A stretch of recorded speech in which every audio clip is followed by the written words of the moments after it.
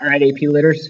Klusmar here, talking to you about Chapter 5 in Catch 22. I apologize for not having a tie on. You're catching me post-run. I hope that you will forgive me. Chapter 5, it's a big one. Its plot weaves its way through many different storylines.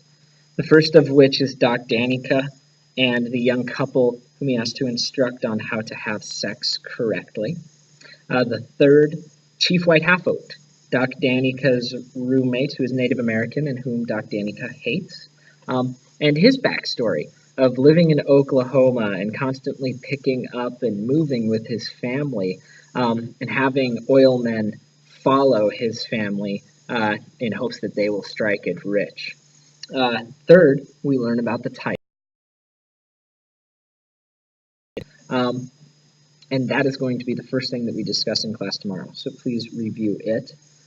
And then finally, at the end of the chapter, we experience one of the first missions. Now, it's done in Heller fashion, where it just kind of seems to fall in the narrative structure of the chapter, kind of like meshing into the present and then moving into more of a flashback. But it's very important for two reasons.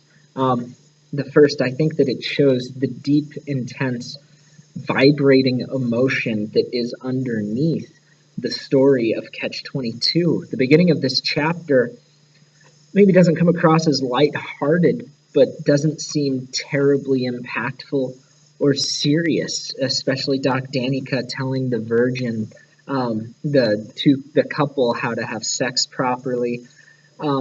It just seems rather inconsequential, and then boom, you have Yossarian talking in this panicked tone, and the narrator really stretching out his syntax and making his sentences crazy long, building this chaotic mood that describes all these guys in this B-25.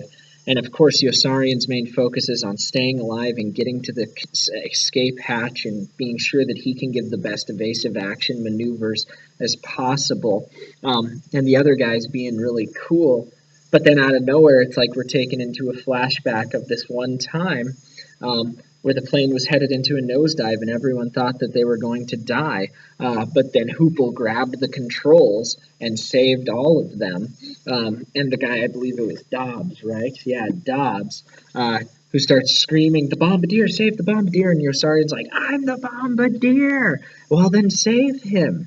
And the last sentence, which is really important, is, "And Snowden lay dying in back." We need to remember the name Snowden. Okay? Tomorrow, sorry, I started waxing philosophical again. Tomorrow, we're going to discuss how we view warfare. Do you agree with it? Do you disagree with it? And obviously, we're going to get a lot less surface level than that. We're going to go much deeper than that. Okay? So please come ready to discuss and maybe even be uncomfortable tomorrow. All right? Okay, bye.